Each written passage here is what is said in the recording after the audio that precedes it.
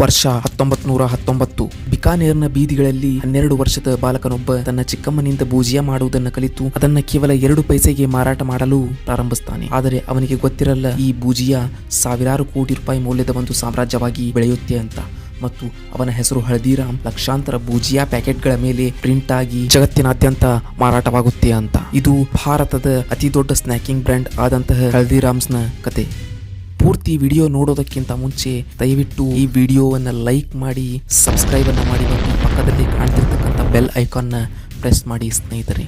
ಹಳದಿರಾಮ್ 1908ರಲ್ಲಿ ಬಿಕಾನೇರ್ನ ಬಡ ಕುಟುಂಬದಲ್ಲಿ ಜನಿಸ್ತಾರೆ ಮತ್ತು ಅವರ ತಾತ ಭುಜಿಯಾವನ್ನ ಮಾರಾಟ ಮಾಡ್ತಿರ್ತಾರೆ. ಮತ್ತು ಬಾಲ್ಯದಿಂದಲೂ ಹಳದಿರಾಮ್ ಭುಜಿಯಾ ಮಾಡುವುದರಲ್ಲಿ ಹೆಚ್ಚಿನ ಆಸಕ್ತಿಯನ್ನು ಹೊಂದಿದ್ರು. ಅದಕ್ಕಾಗಿಯೇ ಅವರು ತಮ್ಮ 12ನೇ ವಯಸ್ಸಿನಲ್ಲಿ ಪ್ರತಿದಿನ ಗಂಟೆಗಟ್ಟಲೆ ಶ್ರಮಿಸಿ ಭುಜಿಯಾ ತಯಾರಿಸುವ ಕಲೆಯನ್ನು ಕರಗತವನ್ನ ಮಾಡಿಕೊಳ್ತಾರೆ.